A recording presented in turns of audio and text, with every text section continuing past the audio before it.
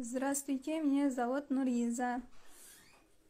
Это русский язык. 3 декабря, 3 декабрь деп туруп числону жазып, мында общий дептер ача алабызда. Биринчи заданияны жазабыз.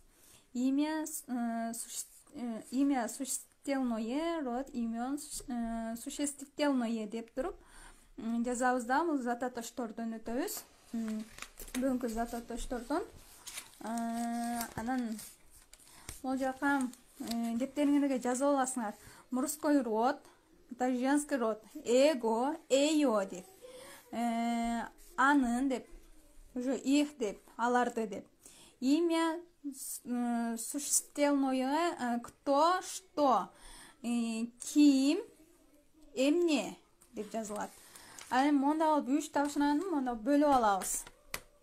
Зататошторго деп туруп, зататоштор женский род, мужской род, анан средний род деп бөлүп алабыз.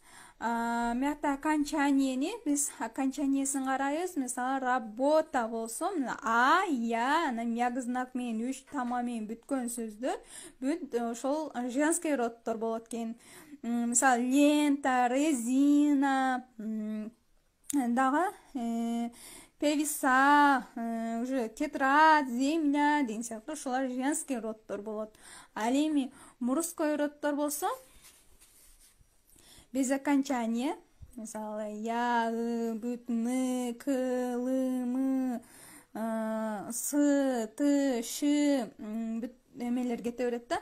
Стул, сарай, зверь, орех, ошо ребенок, вагон, жана башка сөздөр кете берет.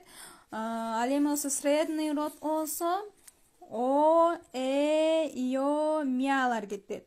Звено, поле, ружье, время болуп. Дагы небо, дагы уже средний роддорго ушул аяк жагы мондай эмес сөздөр менен бүткөн сөздөрдү карайбыз да, ошо.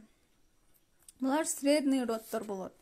Ал эми болсо суффикстер болсо ост, ест, от, ота, эт, эта болуп, мисалы радосты кошулуп кетет. Радосты, свежесты, теплота, нищета болуп. Тел, ар, из деп. Писатель, словарь, коммунизм, анан ство, стывание, эни, о, эми, бүткөн искусство, собрание, стремление. Булар болсо женский роддор.